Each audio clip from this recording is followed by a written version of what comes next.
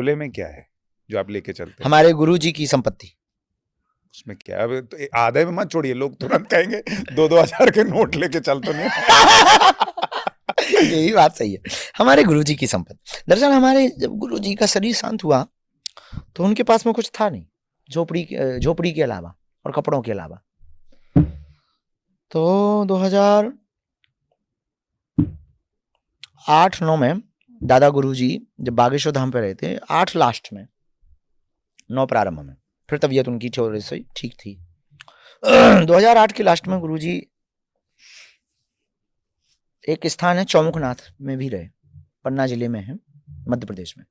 वहां से आए तो हम उनके पास गए। वो किसी के साथ में लूना गाड़ी से, लूना आपको पता हो, हाँ, शुरू में छोटी सी एक चलती थी हीरो पुक गाड़ी, हीरो पुक भी कुछ भी कहते थे, लूना भी कहते थे। छोटी गाड़ी से वो आ रहे थे किसी के साथ। हमने प्रणाम किया तो वो हमको बुलाए, आओ मंदिर में, धाम आओ, बगरा बागेश्वर बगरा जाओ। हम गए, प्रणाम किया। तुमको बालाजी तो मिल ही गए, हमारे पास कुछ है संपत्ति, वो तुम्हें हम सौंप रहे हैं, रख लेना सुप्रत। हमें लगा कि आज तो चांदी कट गई, गुरुजी आज तो देंगे सोने की बट्टी बट्टी, या पैसा देंगे, कुछ तो देंगे। तो एक पलीता होता था प्यार का, बुंदेलखंडी में उसे पलीता कहते हैं, सोने वाला एक प्यार का। पहले पुराने लोग क्या करते थे कि सोने के लिए जब उनके पास ठीक व्यवस्था नहीं होती थी तो वो एक प्यार होता है, एक चारो घास, वो गर्म होती थी, तो उसको बोरियों में भर करके उसको लेटने की व्यवस्था बना लेते थे, तो ठंडी कम लगती थी। उसको पलीता कहते हैं बुंदेलखंड में। तो पलीता की चैन को उन्होंने खोलकर एक कपड़ा की पोटली निकाली, और जब पोटली निकली तो अपना फुल कॉन्फिडेंस हो गया, आज माल आने वाला है। फिर उन्हें, खैर हम बच्चे थे तो चंचल तो थे, बचपन से ही हम ऐसे ही चंचल आदमी, बहुत तर्क वितर्क वाले आदमी।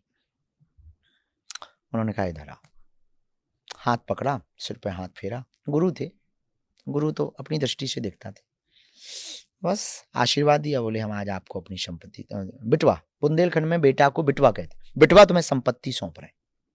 हम कहा जो आज्ञा। तो दादाजी को हम बब्बा कहते थे, बब्बा जो आज्ञा। उन्होंने वो पोटली की गांठ खोली और हमको ये पकड़ाई।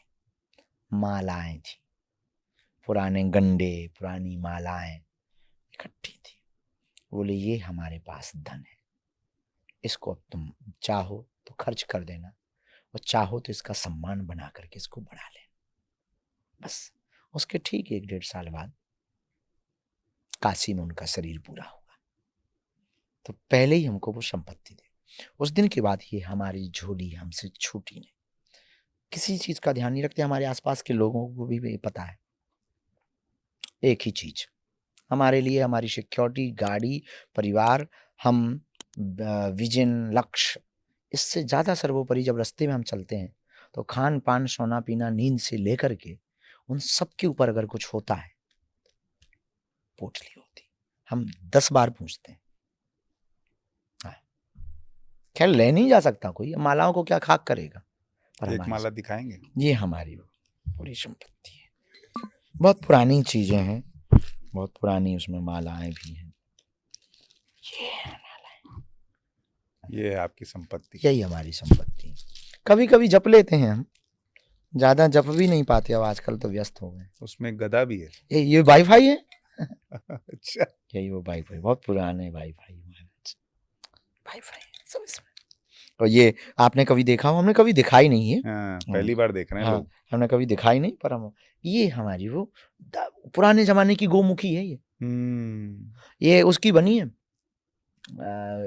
ऊन की।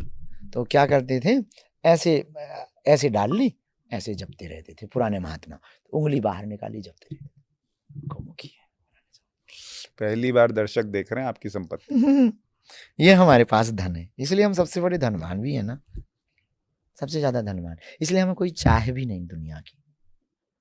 गुरु ने हमें जो दिया वो कम नहीं, जो मिला नहीं उसका कोई गम नहीं, जो मिलेगा वो सिर्फ एक ख्वाब है, पर जो है वो लाजवाब है।